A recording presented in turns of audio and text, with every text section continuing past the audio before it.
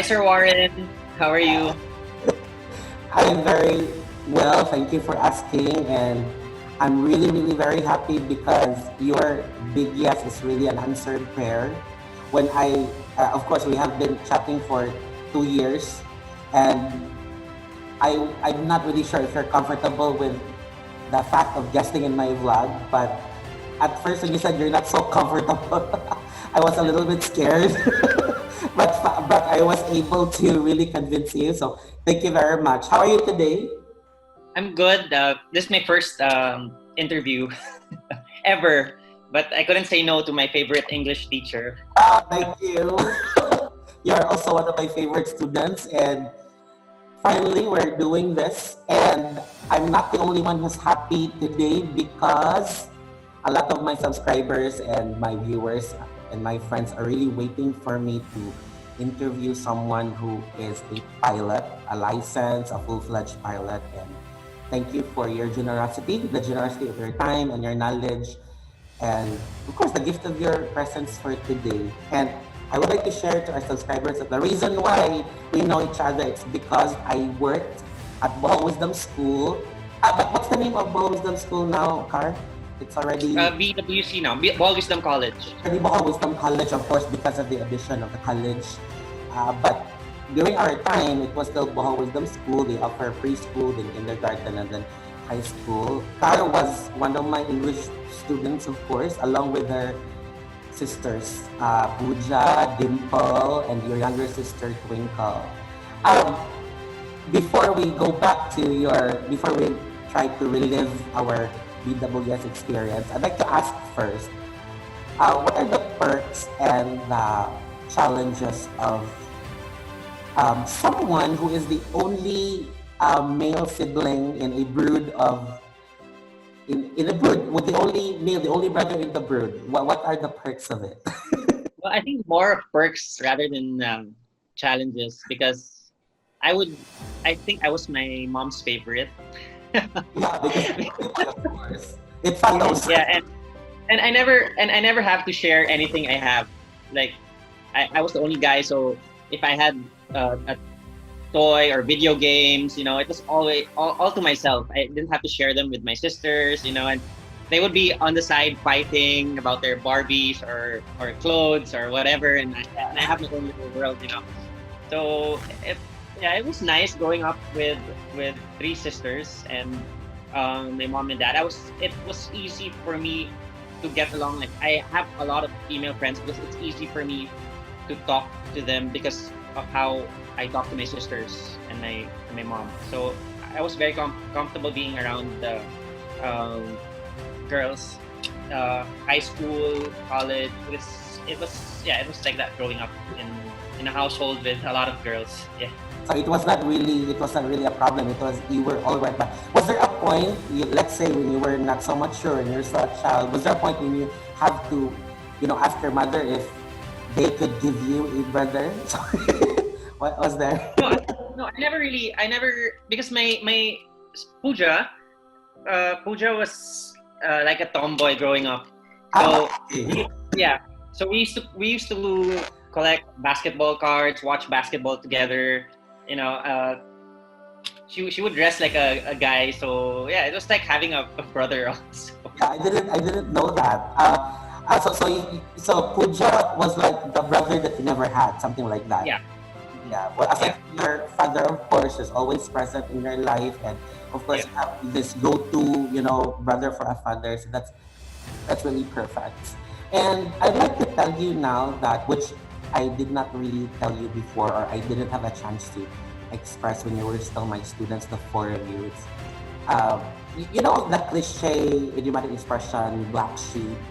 Like they say in every group and every family and every brood, there's always a black sheep.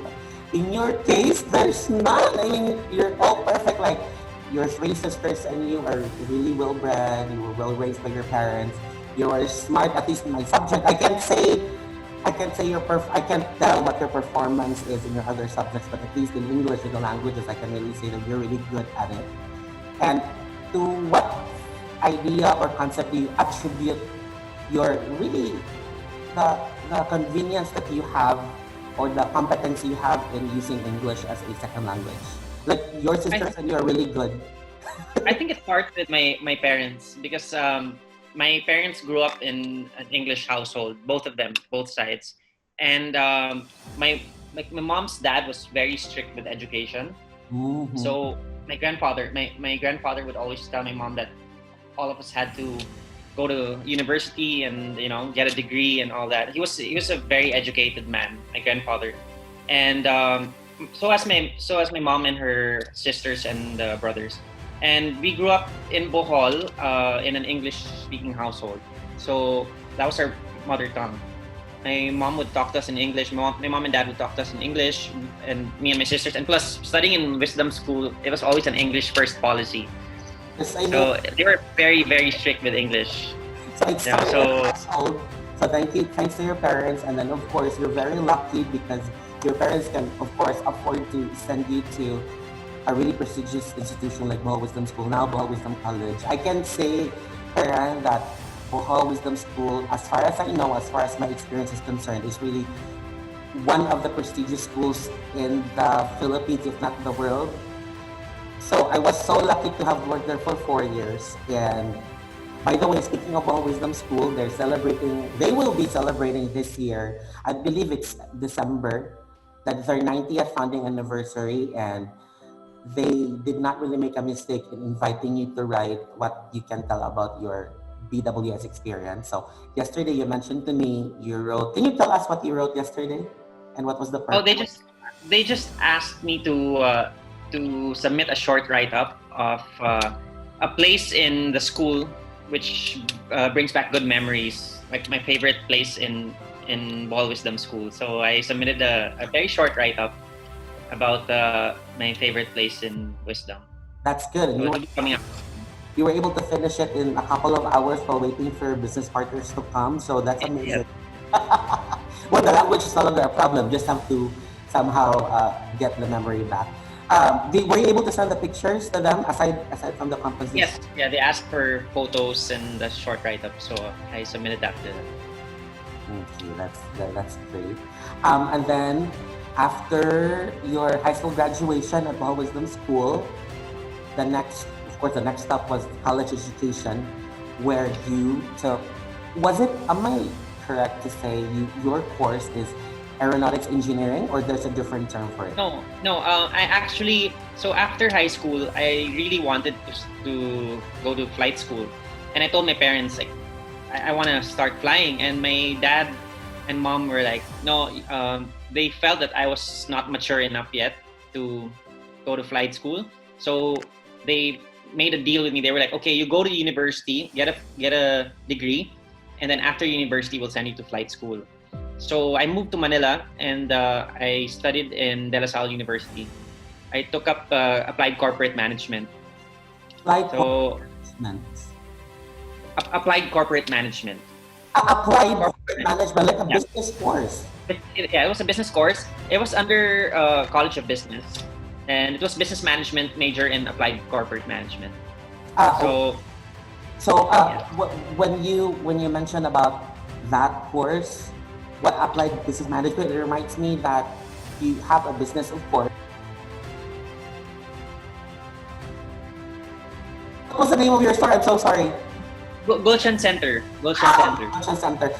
Was there a point, before we continue with your journey towards being a pilot, I'd like to know, was there a point in your life when your parents would have to ask you to, okay, you go to the store, please help in entertaining the customers because one of our sales ladies or workers is unable and we lack workforce? Was there a time when you have to ask you?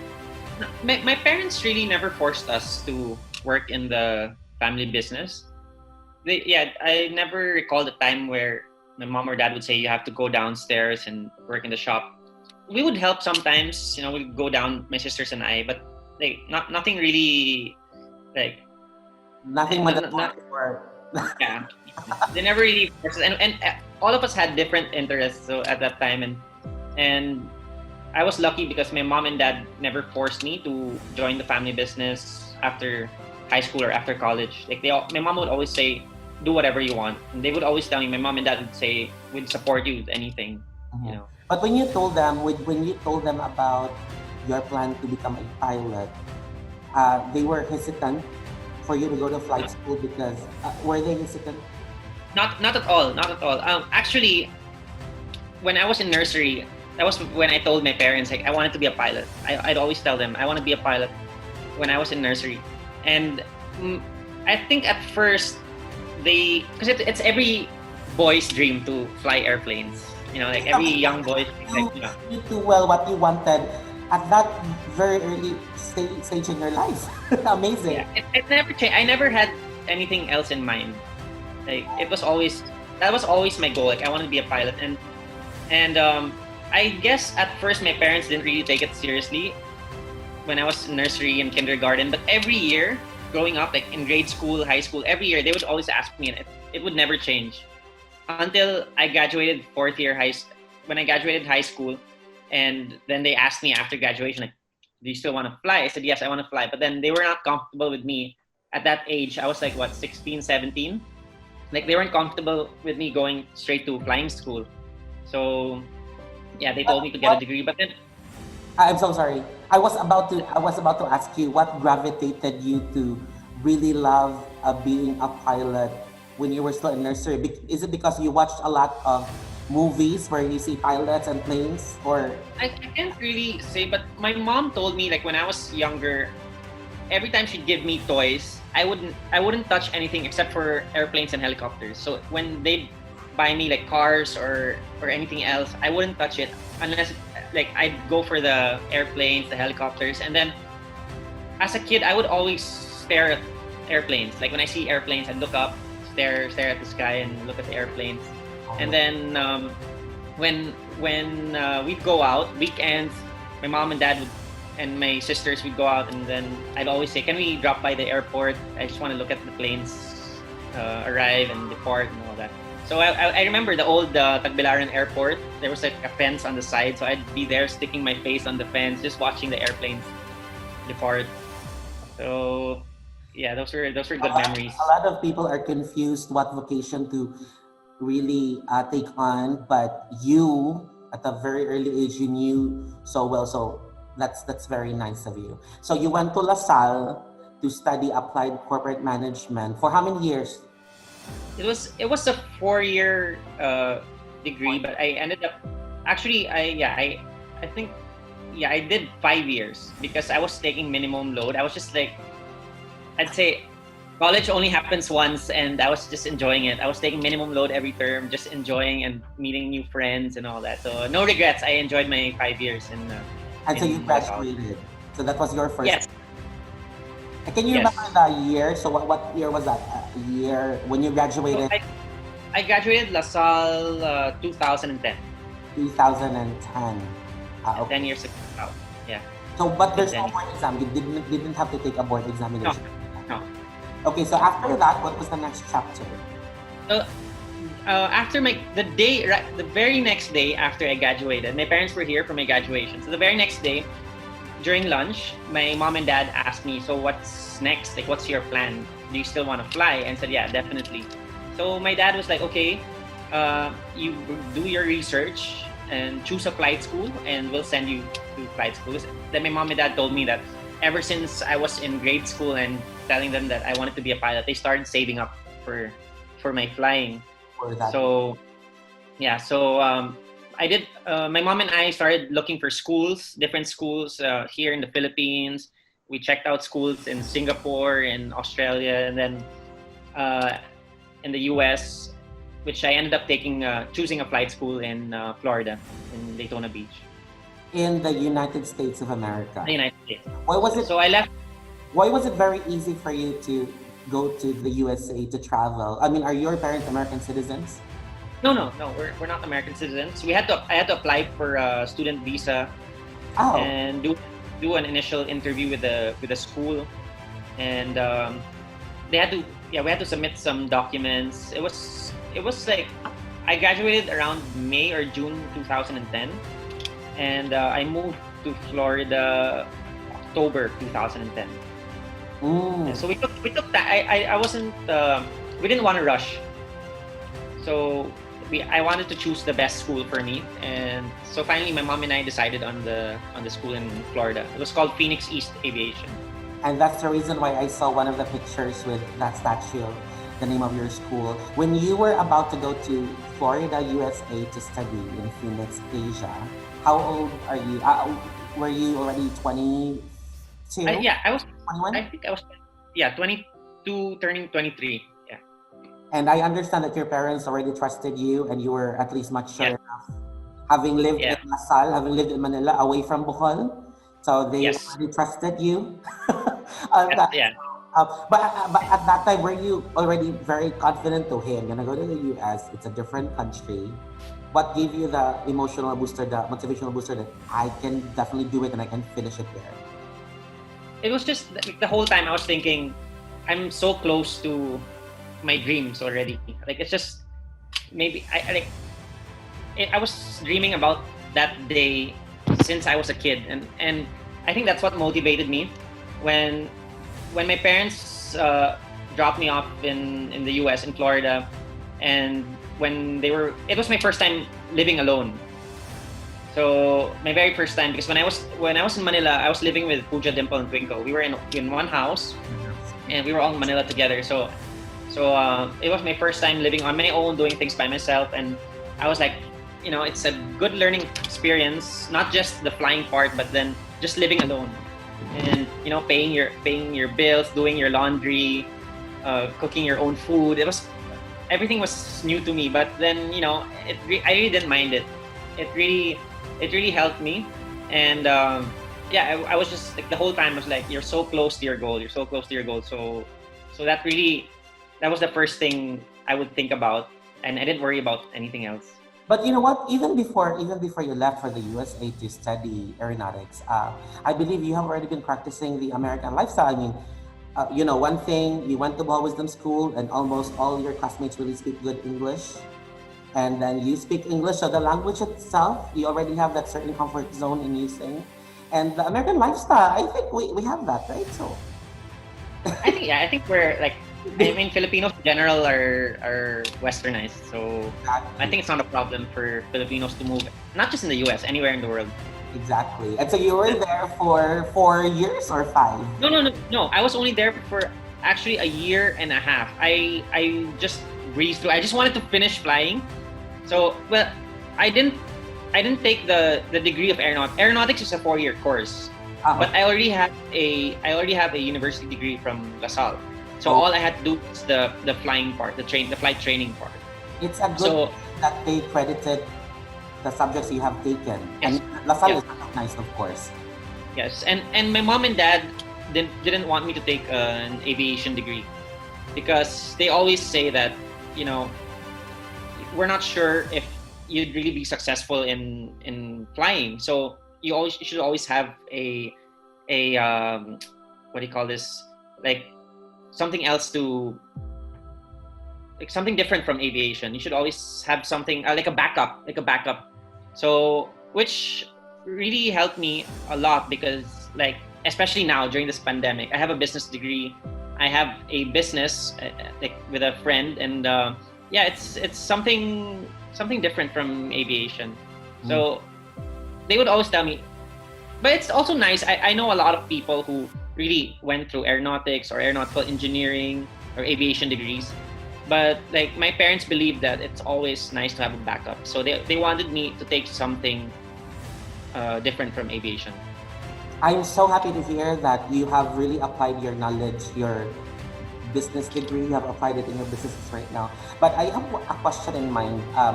Of course, you mentioned earlier that you were researching for the best flight school that you can attend in, and what was the deciding factor? Because I believe there are schools in the Philippines and Asia, or a country which is nearer to the Philippines. But what was the deciding factor for the USA school?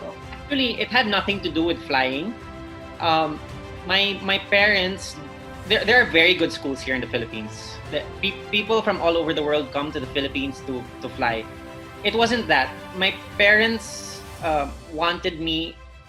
They wanted me to mature and be responsible and live on my own.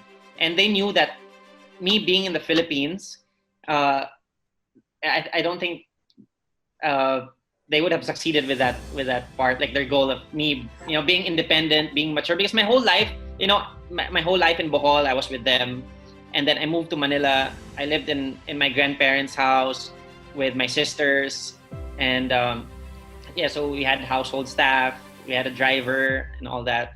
And my parents wanted me to be independent, live on my own, and so at first I was like, they were like, you should go to the US and do your aviation training there. Then I said, oh sure, yeah, I can go to the US and go to LA, because most of my mom and dad's family members, they're all in California. So I'm like, yes, I'll take flying in California. And my mom and dad were like, no, because all your cousins are there. You won't be studying. You'll be partying with them, going out with them. Because I'm very close to my cousins in the US. So my mom was like, go to a place where you don't know anyone, where you don't have any relatives and all that. So yeah, I ended up in Florida. Florida is a perfect spot because it's really the opposite of California. Like, it's on the east side of the map, right? And California is on the west. So, very far away. It's gonna be a long haul flight for you. So you were there for almost 2 years, right? Yeah, a year and 6 months. A year and 6 months. You were on student visa. Did you have a chance to, not that you need it, but did you have a chance to work part-time, to experience it? Or not in the US? Not really. Not really. After flight school, my parents wanted me to stay in the US. They told me to look for a job there. It's not impossible. It's quite difficult, but it's not impossible to get a job there. But then I always wanted to come home. I always wanted to live in the Philippines. So I wanted to be close to my parents, like just one flight away, well, near Bohol, definitely. Like, I just wanted to live an hour away from Bohol. So anytime I'd want to be home, I just can hop on a flight. So yeah, and the aviation industry was booming also in Asia. Exactly. So after your almost 2 years, so you finished, you graduated, congratulations. So how would the training go? How is it run? Like, when you're ready, when you're done with all the theories and inputs and everything, and it's time for you to practice, how is it done? Yes, so we have so it's 4 stages. So you start with the private pilot course, then you move to the instrument, then you move to the commercial course, then the multi-engine course. We always start with ground school. So the first phase is ground school, the theories part. Then at the end of ground school, you have a one-on-one Q&A with FAA, Federal Aviation Administration instructors, and then they sign you off to do the flight training part. So the flight training, you go through flights, required number of hours, and then you get checked by a FAA check pilot. And then once you pass that, you move to the next stage. So once you pass private pilot, you move to the instrument course. Then once you pass instrument course, you move to the commercial pilot course. So I want to confirm something before you fly the real thing. I believe it's already, how do you call this? It's a trend already that you have to do the virtual flyings. Yeah, the simulator, the flight simulator. The virtual thing is called simulator. Yes, it's called a flight simulator. So during flight school, you fly the trainer planes like the Cessnas or the Diamonds and all that. And then when you transition to jets, you do the flight simulator. So after my flight training, I came back home and I took the Airbus training. So you have a jet transition course where you do a certain number of hours in the flight simulator.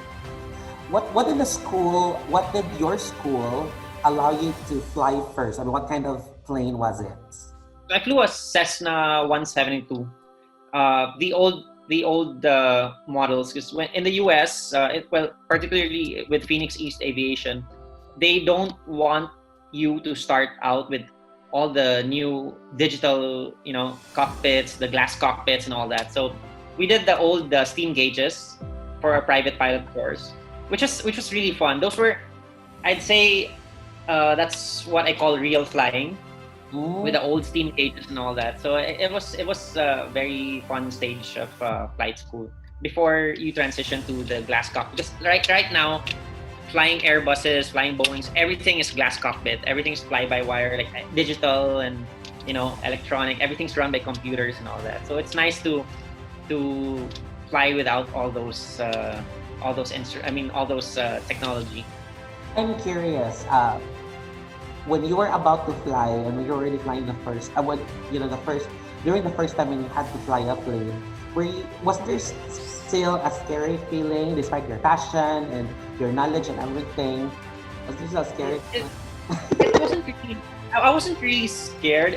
I was nervous at first, like when my very first flight with my instructor, and so the first takeoff was his, and I could feel my legs shaking.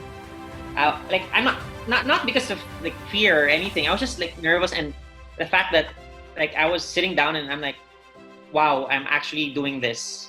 Like I'm actually doing this. This is what I wanted to do. So like this is how I pictured it, or like how I dreamt about this moment. So like I was nervous, but then after my first flight, yeah, it was everything was. It became easy. I wouldn't say easy, but it was I'd say, how do I put it? Like I was comfortable. I was very comfortable with being an artist. Yeah. Did you have female classmates? Yes, I had actually. There was a lot of female.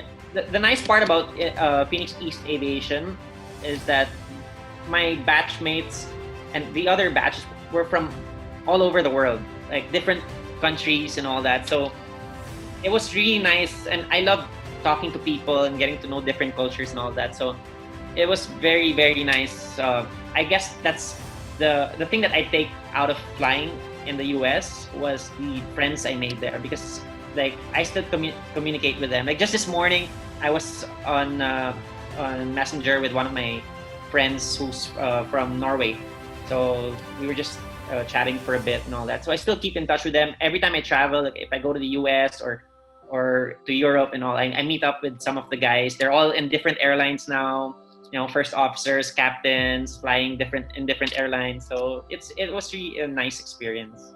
It's really refreshing to hear that you have a female classmate, because as far as I know, it's definitely, well, culturally dictated. It's really like a man's job. But yeah, but I think female pilots, I mean, like in the present, like no, really, I think that stigma, if you say stigma or that cliche, I think it's gone, because I work right now. I'm a captain with AirAsia Philippines, and we have a lot of female pilots, captains and first officers.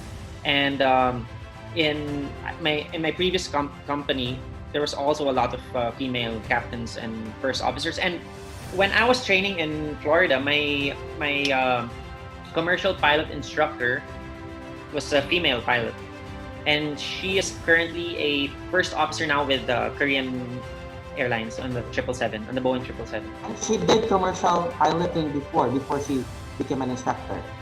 Yes. She was a student of that school, the same school, Phoenix East Aviation, and then she became a flight instructor, and she was my instructor for my commercial pilot course. And yeah, we keep in touch all the time, and it's actually nice flying with women because they're very meticulous. They're very meticulous about checklists and procedures and all that. So yeah, I'd say, I wouldn't say it's a man's job. Like, women can hold their own in this industry. Well, thank you very much for that.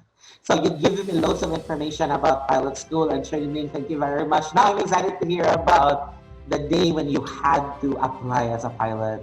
So you tell us the story. Yes. So I was in Florida finishing up my commercial and multi-engine course, and then the school. So I was actually planning to become an instructor. So I was planning to extend my stay, become an instructor, and I was doing ground school for some students. So I was teaching ground school, and the school was telling me this is the next step after your multi-engine course, you become a flight instructor.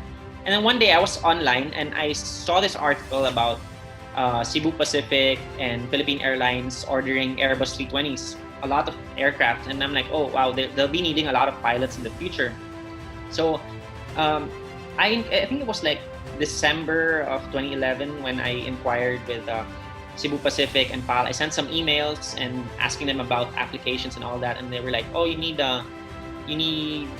this amount of hours and a jet Airbus rating to apply. So I spoke to my parents and I told them that there's two options. I could become a flight instructor in the US, or come home to the Philippines and then do my jet training, Airbus training. So my parents were like, you decide, and if you think that it's a good opportunity, and then maybe we can invest in that and all. So I decided to come home to transition to the Airbus and take an Airbus rating. And I was one of the lucky ones because I applied. I mean, I sent in my application with Alpha Aviation in Clark, and at that time they only had one simulator which was fully booked. So when I got in, they sent me to France, to Lyon. So yeah, so I was in Lyon for about close to a month for my Airbus rating. So it was a very nice experience because I came home from the US. I was here for a few months. Then I ended up in France. I didn't know I was going to be there. And it was a very nice experience. Sorry, I was just stunned when you said you had to go to France for a month for that. Did you have a struggle? Did you struggle communicating since they are commonly French speaking? No, well, Airbus instructors they all speak English. Okay. So it was not a problem, and going out, like I toured the city and all that. It wasn't really a problem. My goodness, that's great. So after the France experience, you had to go back to the Philippines.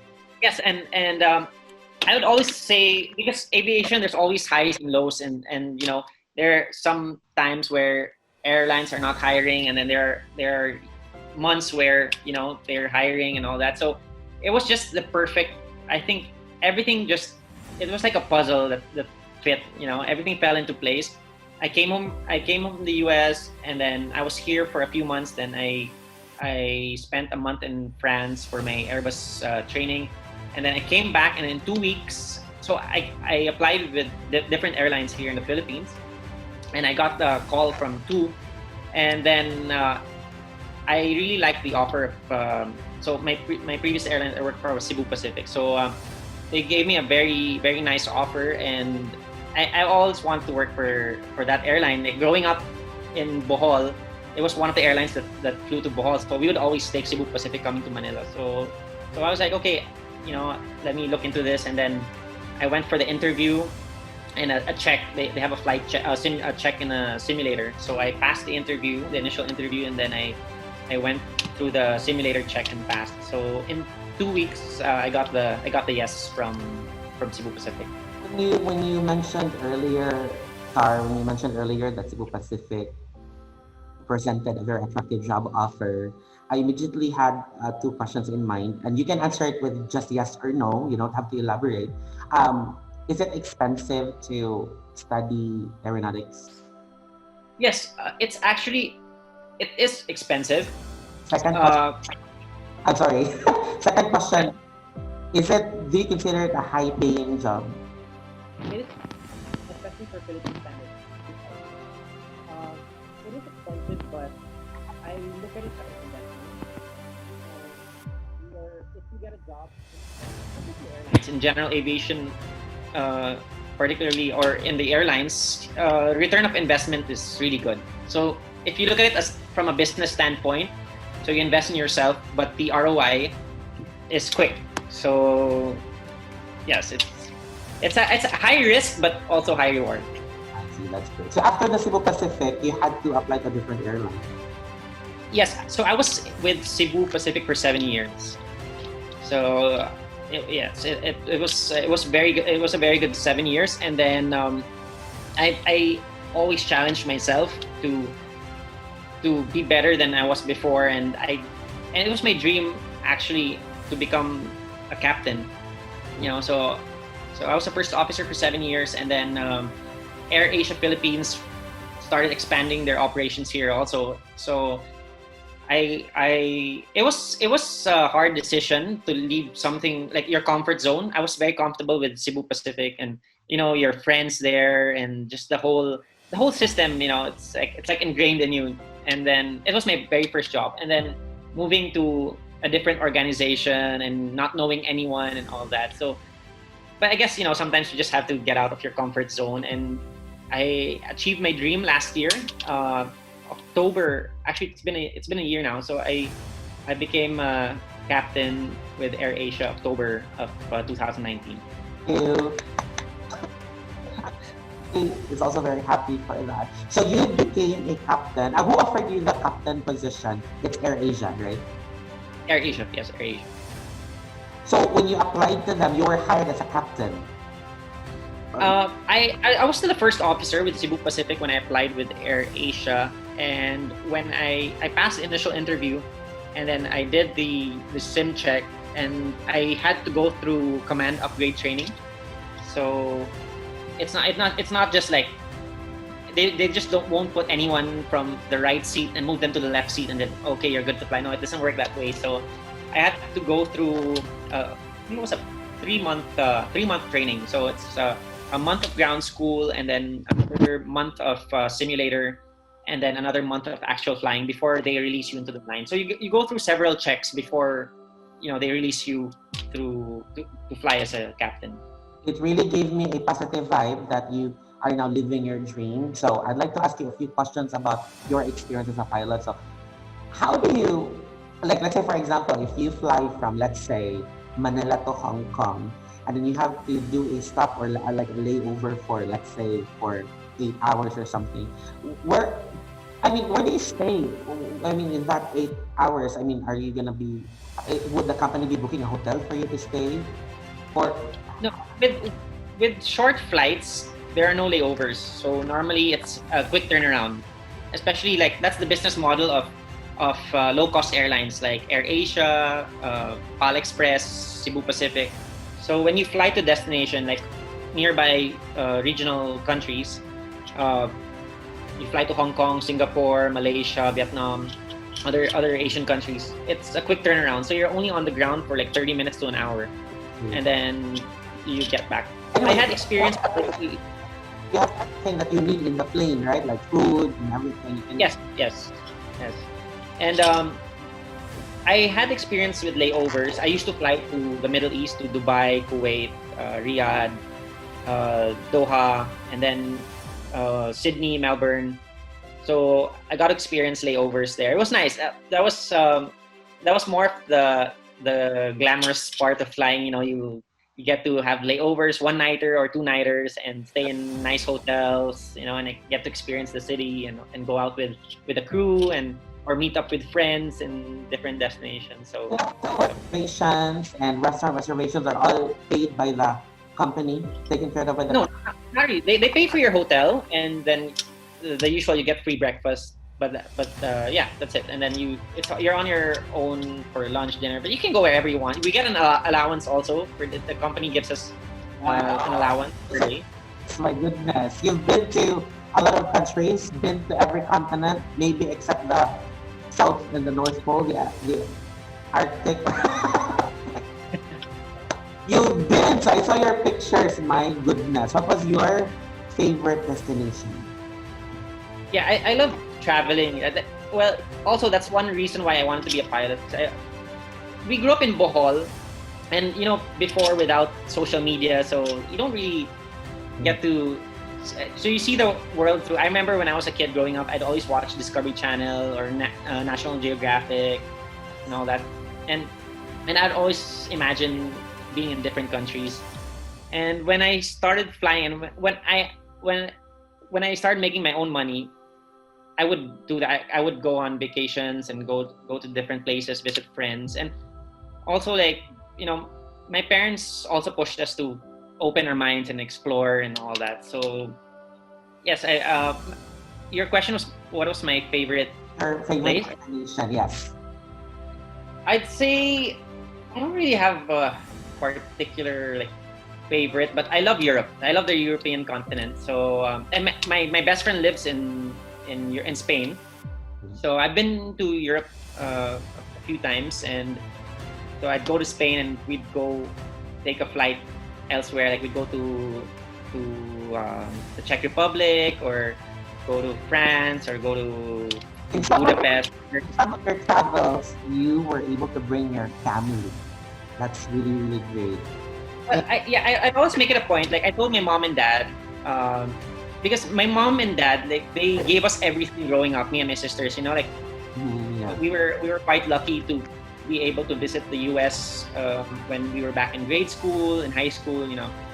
So we were very fortunate. And my mom and dad, they never really traveled. Like they've been to the U.S. and all that, but they've never really traveled. And they always tell me, it's okay if we're here in Bohol, but when we see your pictures all over the world, like they're happy and all that. So I made it a point. Like I told myself, like when I start working, I'd like take my parents. I would want to take my parents every year to a place that they've never been to before. So well, because of this COVID, I wasn't able to do that this year. But yeah, I took them on a cruise to Alaska. I think that was two years ago, and I took them their first time to New York. So I took my mom and dad to New York, and then that was 3 years ago. And 2 years ago, I took them to Alaska. We stayed on we took a cruise. Actually, we went to Vancouver, then we took a cruise from Canada, 7-day cruise all around Alaska. So that was really fun. Were there also times when your parents can travel for free because you're the pilot? Were there occasions? Yes, actually, that's one of the perks of being a pilot, but only for the airline that you work for. So, my parents, when they come to Manila from Bohol, they get free tickets, and then when we travel, like to visit my sister in Australia, they got free tickets for that. So that's part of the perks of being a pilot. Your family gets to fly for free. Oh, that's great. So, but right now, currently you're on break from being a pilot, and so it was your decision, right? It's your decision. No, actually, not really on break. I'm still employed, but just on a leave without pay. So it's just like cost saving measures for the airlines to survive this pandemic. Yeah, because there are really so many travelers Yeah. at the time. Yes. So a lot of the airlines are struggling. So it's understandable that they try to save costs and all that. So hopefully things improve. Hopefully by early next year things start picking up. I think some places are opening up like Boracay and Baguio. So hopefully people start traveling again. You'll be back on track. Yes. But I anyway, miss flying. you're busy with your businesses, and hopefully when we get to see each other in Bohol, or maybe if I can travel to Manila, you can bring me to those restaurants and cafes and all, and then we can do an episode. You can try me some Definitely. out. Definitely. That Yeah. will be in the future if it's already safe to travel. Very Yes. safe to travel. So instead of a fast talk round, I just would like to ask you to tell me details about some of the pictures I saw in Facebook. So I have my cue card here. So the first one was I saw a picture of a ribbon cutting ceremony for Air Asia, and I saw the picture. I saw in the picture Manny Pacquiao. So did you meet the pambansang kamao? Yes. It was funny actually because I didn't know he was going to be there, and I think that day I came from a flight, so I was in the office, and then I met some of the some of the owners of Philippine Air Asia investors and all that. And then I was standing there talking to a friend, and then Manny Pacquiao just walks by me, and so I look at him, he looks at me, and then I just greet him, and then I was like, oh, this guy's Bisaya. So I start talking to him in Bisaya, so he looks at me. And he was so confused. Like he was like looking at me for a while, and I think he couldn't process what I was saying. And then all of a sudden he was like, "Oh, Bisaya ka na?" I was like, "Yeah, I'm from Bohol." And so we started talking in Bisaya for a while. So it was fun to meet him, get to talk to him. Okay. So you had a chance to at least have a small talk. Yes. We had a small conversation, and he was asking me like how come I can speak Bisaya really well and all that. So I told him I grew up in Bohol. That is why. Did she? Did he have it with his family with him, like Jinky and the kids? No, No, just his wife. Yeah, Jinky was there, his wife. Just the two of them. Okay. Yeah. I also actually had him a few years ago. He was a passenger on my flight from Manila to Davao, I think. He was When a you passenger on were it. flying with Cebu Pacific. Yes, Ah, yes. okay. But at that time, you didn't get to talk to him, right? Because No, of no, I didn't get to talk. I saw him, but I didn't get to talk to him. you didn't get to. Okay, the next picture is I saw lots of pictures with flight attendants, of course, the female flight attendants, and it seems like they were flirting with you. So on the No, pictures having a romantic, I don't, I don't know, how do you deal with flight attendants flirting with you? I mean, do you get that all the time? no, no. Um, it's very very casual. Like we fly to different destinations. So we have layovers. Like when I was in Cebu Pacific, we had long haul flights to the Middle East, to Australia. So you get to bond with them. You get to go out. So you get close to the flight attendants. It's like a small family. So I have friends that are still my very close friends, even though I've left the company. I still keep in touch with them and all that. So That's our men in uniform, and for many people, men in uniform are really attractive to some people, so that's why I asked you that question. Okay, but do you recommend if you get to, let's say, meet acquaintances who are females, and they would ask you, do you recommend me working as a flight attendant? What would be your answer? yeah, I get a lot of questions like that. Like I meet some example receptionist at the gym or whatever. They ask like, "Sir, would you recommend me applying to be a flight attendant and all that?" And it really depends on how you look at it, because some people look at flight attendants as, oh wow, glamorous lifestyle, traveling and all that. But behind the scenes, it's really a tough job. They're not just there putting makeup and looking pretty and all that.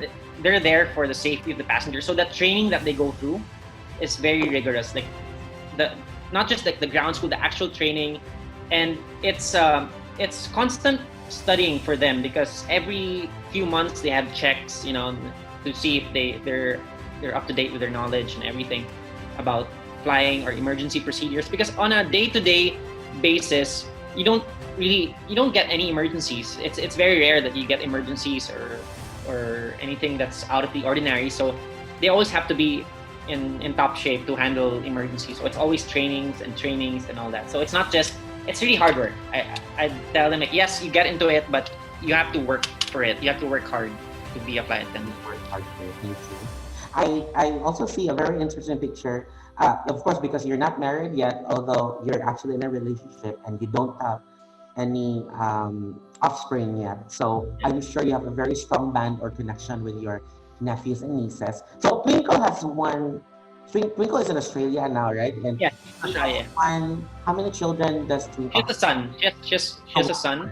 So you Yes. had one nephew, and Yes. one nephew with Twinkle, and then with Dimple you have Dimple has two. She has a daughter and a son. a daughter and a son. So that's one niece already and two nephews. And then with Pooja Pooja has a son. has a son So I have three nephews and one niece. and one niece. And they're so you're so comfortable having pictorial sessions with them. Is it hard to manage them? And can you tell me the details about your pictorials with your nephews and niece? No, I just like hang out with them, and I always visit them and spend time with them. I guess I know I've always been attached to kids ever since I was younger.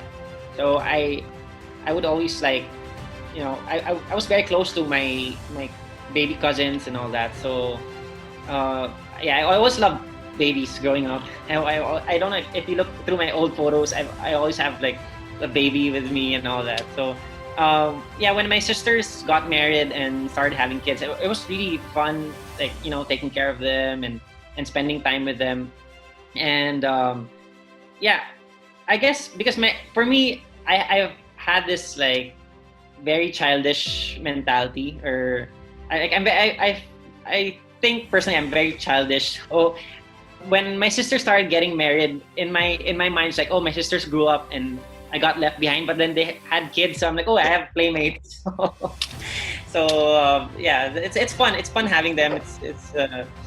Yeah, they're very nice kids and very very funny. So it's just every day my sister sends me videos and all that, and like with Twinkle in Australia, we FaceTime a lot, so I get to see my nephew and that was one. It was fun before because I used to fly to Melbourne, so I used to do one flight a month to Melbourne, so I get to see Twinkle a lot when I was with Cebu Pacific. But now with Air Asia, we don't have mountain flights, so yeah, I haven't seen her in a while. Yeah, so FaceTime will do. I mean, at least Yes. in the meantime. And then I also saw a picture of you fixing like a coffee machine and grilling a steak. So, are you a home cook? Are you a certified? Are you a foodie, a home cook? So, I try to, but I always mess up. So I'm not a good cook. I'm not a good cook. I like coffee. Yeah, I like different types of coffee and trying to experience different flavors and all that. But cooking I try to, but I always fail. it's coffee cooking, but you're not really that good. Yeah, not that good. Okay, and then another picture was you were backpacking for your Asian tour, but you mentioned to me in our conversation earlier that it's not really a backpacker thing. It just so happened that in the picture you were wearing, a backpack. Yeah. No, I travel a lot, but I wouldn't call it backpacking. You know, just the regular traveling. I stay in hostels and all that, but yeah, not the full on backpacker type of traveling. And then there was a picture with lion cubs. It's like, what was it true? Oh yeah, yes. That was I think back in 2016 or 2017. One of my really good friends from flight school is South African, so he invited me to visit his family in South Africa. We would keep in touch all the time after flight school, and then I had a vacation. I had a leave, which I didn't have anything planned for that leave, and then one night I was on a layover for work, and we were chatting. I think I was in Dubai, and we were chatting, and I told him like, hey, I have 2 weeks off, like starting next week, and he was like, oh, why don't you come to South Africa? I'm like, yeah, that's a good idea. So I checked tickets, and I always like I'm a cheapskate, so I always look for the cheapest tickets or the cheapest way to get to a country and all that. So I found really good promos online, and then I took a flight to South Africa, and I stayed in my friend has a farm in South Africa, so I stayed with him and his family, and they were very nice, and they showed me around. They took me to different places, and yeah, they took me to a lion farm.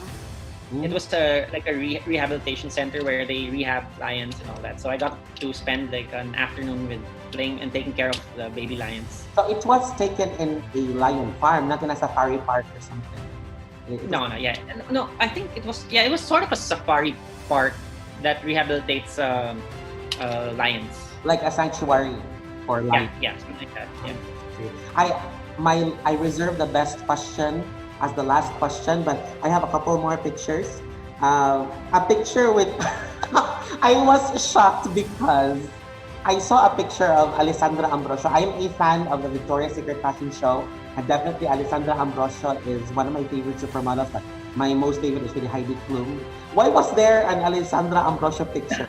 I don't know. When I was younger, I used to wait up for the every December you have the Victoria's Secret fashion show. So yeah, I used to wait for that and watch his fashion show. I don't know why. Alessandra. You had a crush on Alessandra. Yeah, Alessandra Ambrosio. Yeah. Good choice. My second to the last question. Again, the last is the most important question of all. I saw a picture you sporting long hair, the curly long hair, and it reminded me of Orlando Bloom and Antonio Banderas. You were so hot with the long hair, so what motivated you to grow your hair long at that moment? I've always had long hair actually. Like, I've always preferred to have long hair in college and all that. And with my previous airline, I could have long hair, so I had long hair all throughout. But then with the new company, it's against their grooming standards, so I had to get a haircut. Better follow rules. So you've had long hair for like the whole of college life. Yes, the whole of college. 6 years. Yeah. 46 And then even even in my 7 years with Cebu Pacific, I had long hair. So yeah. Are you ready for my last question, my final question? Okay, I guess. My final question before we say goodbye and see you in Manila or in Bohol or maybe in a different country. We don't know where the future would lead us. But anyway, my last question is, when will I receive a wedding invitation? Did you see it?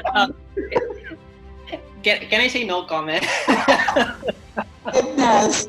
Say something. Well, definitely not during this pandemic. 'Cause I see a lot of those a lot of people getting married and wearing the masks, and I don't want to look back at videos and pictures and everyone Mask and a shield. yeah, and face shield and all that. So yeah, not anytime soon. Sorry. That's fine. I'm sorry if it's too personal, but I know you're enjoying your time and your lady right now is very lucky to have you, of course, and I hope everything goes well. And that's it. I know you're a substantial man, and you know how things work, and you know what you're doing. So good luck, more power. Thank you for your time. I will consider this as a Christmas gift. So when we see each other, you don't have to give me pasalubong anymore because this is already a very, how do you call this? A priceless gift that I will treasure forever. And it's gonna live forever because it's recorded and it's in YouTube and it's gonna be in my desktop forever. So thank you very much, Karan. I hope to see you most probably in December when there is going to when the reunion with our BWC family would push through. I'm not sure.